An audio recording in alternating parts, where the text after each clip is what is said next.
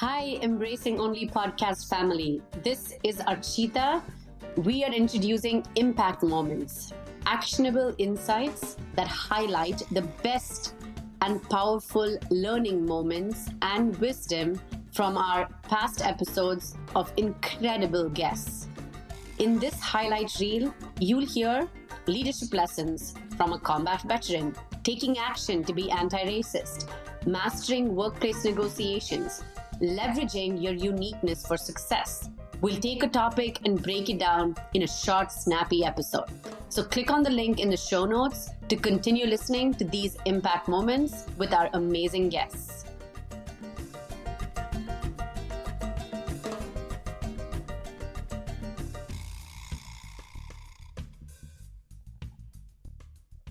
You spoke about growth, experiences, and all the different things you've done so far. And as you look back on your life and even today, who would you say has been the most influential person in your life and why? I think the most influential person in my life was my father.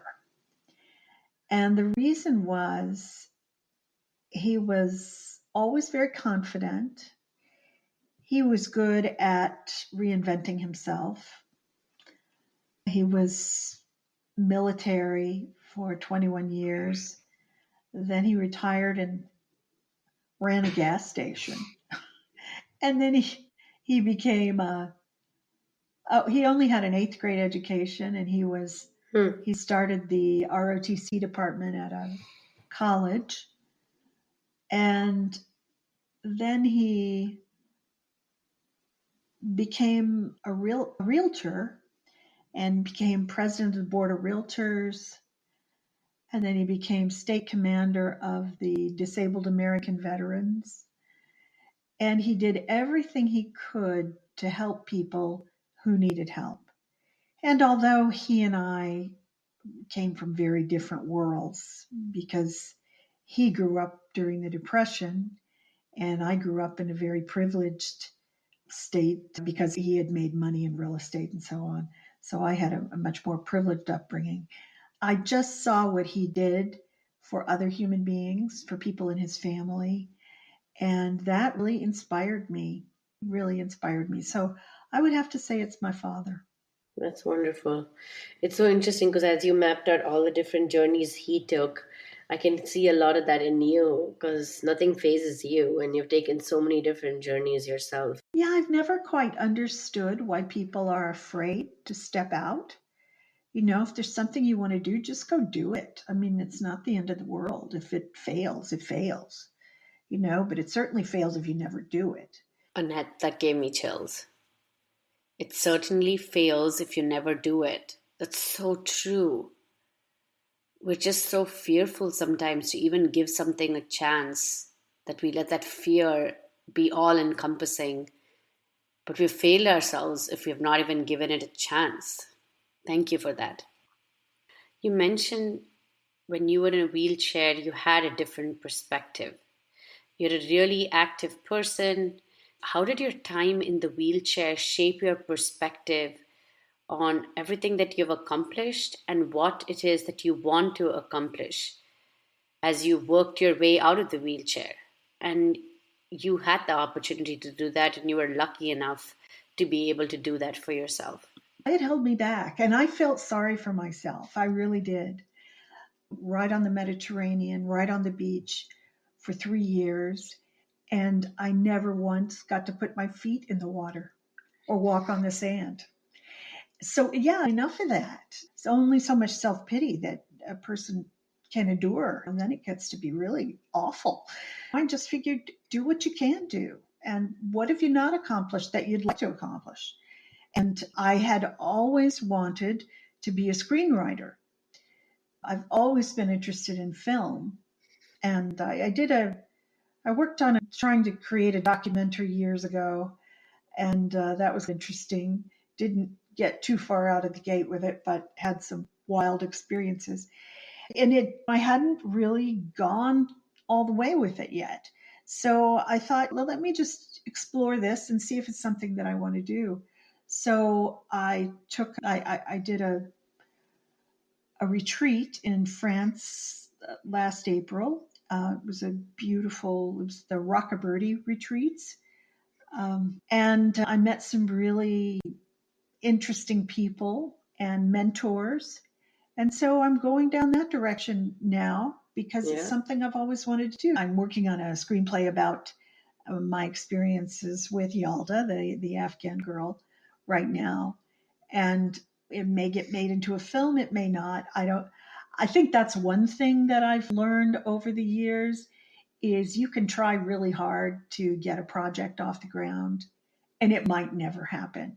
I've had a lot of failed projects and a lot of successful ones, but you don't know what's going to happen. And really, it is the voyage, the the trip that is worth it because you learn so much. You learn so much about everything and mostly about yourself. So I'm looking forward to it. We'll see what happens, and hopefully it'll be something good. Of course, I'm visualizing myself, the Academy Awards. Life can be very short. In my family, my father died at 59, my brother died at 60, and I'm 63. So I don't know. I feel like on some level I'm living on borrowed time, although my mother lived to 89. But you just don't know how long you have. And if you want to do it, you better get doing it no matter what. And your health doesn't get better over the years. I know that when I'm 90 or 100, if should I live that long, I probably won't have the energy I have today. So if there's something I want to do, I better do it now. And that's what I try to encourage people to do because you just never know what the future can bring. So true. You shared with me recently that you had a boyfriend at one point in time tell you, find an untapped opportunity. It was Chemical Bank's world headquarters, and they were remodeling the inside. And it was all made of marble and granite, and they were jackhammering everything, and they had to disconnect the signs that say next to the next teller because they had 18 tellers. And so they hired me and another woman, and they gave us these jackets that smelled like dead fish. And my jacket was way too long for me. And I watched every day as the Brinks truck came and brought money at, I don't know, 2:30 or whenever it did. And there I was struggling to pay my rent and to eat in New York City. And for some reason, I had this idea that maybe I would rob the bank. And I was an actress. So I thought, I'll dress up in a costume. I'll look like a little old lady or a pregnant woman or something or a man, and they won't know it's me. And so I really, got this idea, and I talked to the security guard. I didn't tell him what I was up to, but he was like, "Oh yeah, I talked to the FBI. They never catch these people, blah blah." And I was actually out of my mind. So I had lunch with my boyfriend that day, and I told him about it because I said, I want you to be my getaway driver. I want you to have a motorcycle because there's so much traffic there in front of the bank. I said, you have a motorcycle and we'll get away that way. And of course, he looked at me like I had three heads and said, you're out of your freaking mind. And he said, but he was an economics major at Columbia. He said, you just need to find an untapped market and tap it. You're very creative. So I thought, oh boy, he's right. I can't rob the bank. That's just crazy. So I went back to work, and a little bit later, this transgender person came in, and he had really a bad wig, bad makeup, bad clothing, but he was genuinely trying to look beautiful. And I thought, you know what? I have all this experience in makeup because I was an actress, and also because I was selling this line of makeup to housewives in Brooklyn, not very successfully. And I thought, you know what? There's my untapped market.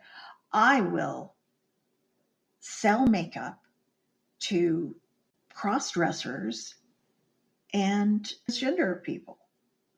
In those days, probably we didn't have the consciousness that we have today about people, but I thought that's going to be great. And so I ran downstairs on my break and I called we didn't have cell phones in those days, and I called the Village Voice and I put an ad for a free workshop in makeup for cross-dressers and trans people.